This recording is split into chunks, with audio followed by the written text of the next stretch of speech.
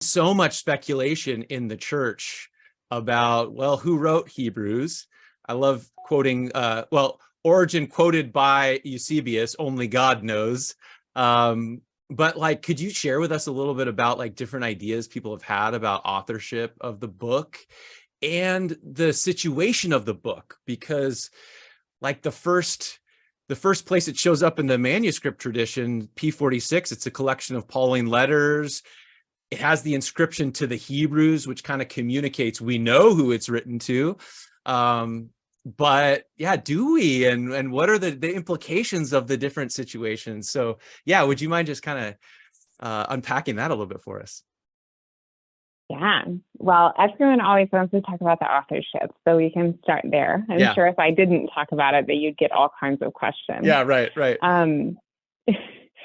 So yes, from my perspective, the author is unknown. I think that we can get towards, or we can investigate the likelihood of some of the candidates who have come along the way and all of that. But there's basically no way of saying this is the author of Hebrews with the evidence that we have at present.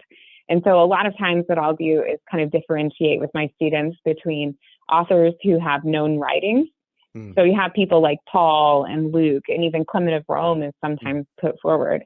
And so these are people that we can say, okay, they've been named by the early church to have some kind of role in Hebrews. Paul, of course, is a major candidate in early Christianity. Luke quite often is named not necessarily as an author by himself, but as an author or at least a player with Paul. Right. So like Luke is interested in Pauline theology and decides to write it down so that it can be preserved or something like that. Or he has Paul's sermon notes and decides to write them. And then Clement this is a really interesting thing about the reception of Hebrews. First Clement has quite a bit of what looks like Hebrews. Yeah. Or at least has a lot of quotations that are also in Hebrews. Yep. And so Clement is also sometimes put forward. So with these authors, because they have writings that we can look at, they're in kind of a category of their own. We can say, okay, does the style, does the theology, X, Y, Z, does that match what we see in Hebrews? And generally speaking, I would say that no, there are really significant differences, especially stylistically. Yeah.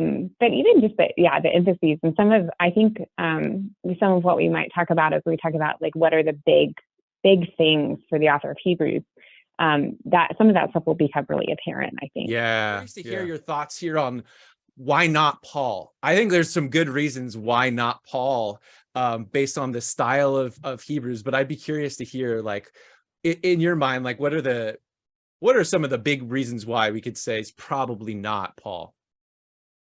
Yeah, that's a good question. So the major thing really is just that the style is completely different. If you look at the Greek and really even the style of argumentation. I mean, even my pastor or our church is preaching through Hebrews right now. Ha ha ha! He's so delighted. That's great. And my pastor he loves Paul and, would preach on a Pauline letter anytime the lectionary gives him the space to do so. And now he's working through Hebrews and he's enjoying it. But, he's remarked to me like, this is really different, just the way that the author makes his points. And I've heard a lot of people who, particularly those who really enjoy Pauline literature, they talk about Paul being very linear. Sometimes we probably wish he was more linear. Yeah, I was going to say, sometimes you feel like you're stuck in one of his arguments and you're never getting out, but yeah. I know. But for them, even Paul feels more linear than Hebrews, which feels very cyclical. And I can see why they would say that, because he's at various points is kind of introducing something in part, but he's going to come back to it. He hints at a theme, but then he's going to develop it. Right. And yeah, it's really different. And again, in the style, the vocabulary, all of that is very different as well. Very different. So, yeah. I know. I totally agree. It does feel very different. Do you think also, because another thing that sticks out to me is the writer of this sermon at several points kind of distances him or herself from that apostolic, like, first generation in some ways. Or you get the sense, like, I'm thinking of, like, in chapter 2, like the warning passage, kind of that first warning passage. The way that writer speaks feels very un-Pauline to me. Like, Paul is very much, I am an apostle, and whereas this writer's talking more about being faithful with the tradition, kind of, in some ways. So that's another thing that's, to me, feels very un-Pauline in some ways, or it's just different. I don't know. Yeah, I think that's right. So obviously, Paul wasn't somebody that walked with Jesus. So the passage that you're talking about in Hebrews 2, he says something like, we've heard from those who heard from Jesus, is kind of a lot of times the idea is that this would be a kind of second generation group of Christians.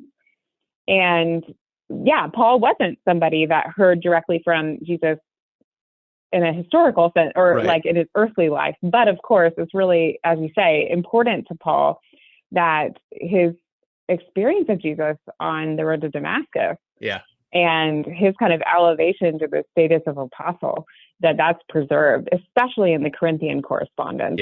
So this distancing is really interesting. Kind of rule out many of the known authors, but one that's been thrown out there that it's interesting. I think it was Adolf von Harnack who maybe first suggested Priscilla. I don't know if there's somebody who had suggested it before her, but what do you think about the idea that Priscilla, or a woman, might have written Hebrews? Is that something we can entertain, or or does the masculine participle in chapter 12 rule that out for us? Yeah. Oh, you're close. It's chapter 11. Oh, chapter 11. Okay. So I personally, my cheeky answer to this is that, again, we can't really know. But yeah, you're right. I think it is von Harnack, or Otto von Harnack, that puts us forward first, Harnack. And others, propose maybe Aquila and Prisca together. But my kind of cheeky response to that is, if Junia can become a man, then I think this participle probably can, have some movement too. It's like literally one Greek letter. I feel you on that. That's a good answer. I like that answer. That's cool. Yeah. So maybe Hebrews was written by a woman. We don't know.